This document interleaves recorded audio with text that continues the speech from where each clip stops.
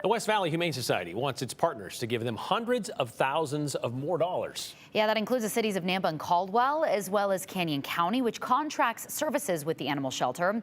As our Abby Davis learned, the shelter says it may have to close if it doesn't get more money from its partners. Yeah, or drastically cut down services. The West Valley board member says they're playing catch up since previous leaders did not ask for enough money over the years. In addition to his banking job, I love working with customers, hearing their needs. Tyler Byers spends a lot of his time as the West Valley Humane Society treasurer. My wife and I actually adopted our dog, Lila, from West Valley Humane Society. She's probably my best friend. Ran across an opportunity to volunteer and join the board and help West Valley bring that kind of joy to other members of the community. That was in spring of 2024. And over the last year, Byers and the rest of the board have tried to get the Caldwell Animal Shelter financially stable. It just basically boils down to we are significantly and severely underfunded. To fix the problem, West Valley wants its partners, the cities of Caldwell and Nampa, as well as Canyon County, to give them more money. Each of those entities has their own animal control, but all of the sheltering and strays are brought into West Valley Humane Society. Right now, Caldwell pays about $68,000 every year. West Valley wants them to pay $540,000 starting in October. Nampa's contract would jump from $83,000 to $720,000.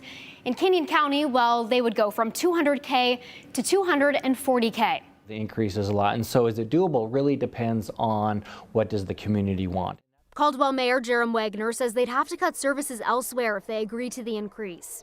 Council members who are currently going through the budget process have the final say. So it's not like we have all this money sitting somewhere. It could require cuts within the police department, within the fire department, in order to fund that entire amount. The shelter as a whole should have been asking for more substantial increases year over year. But since Byers says the contracts haven't kept up with how much it costs to run the shelter, they'll have to shut down or drastically cut services if they don't get the money. If we could go back and do things differently, we would have. However, the reality of the situation is we don't have that luxury.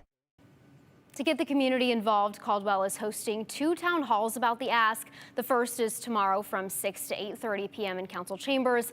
The second, set for the 30th, also starts at 6. I did reach out to Nampa and Canyon County as well and just wasn't able to schedule an interview right now.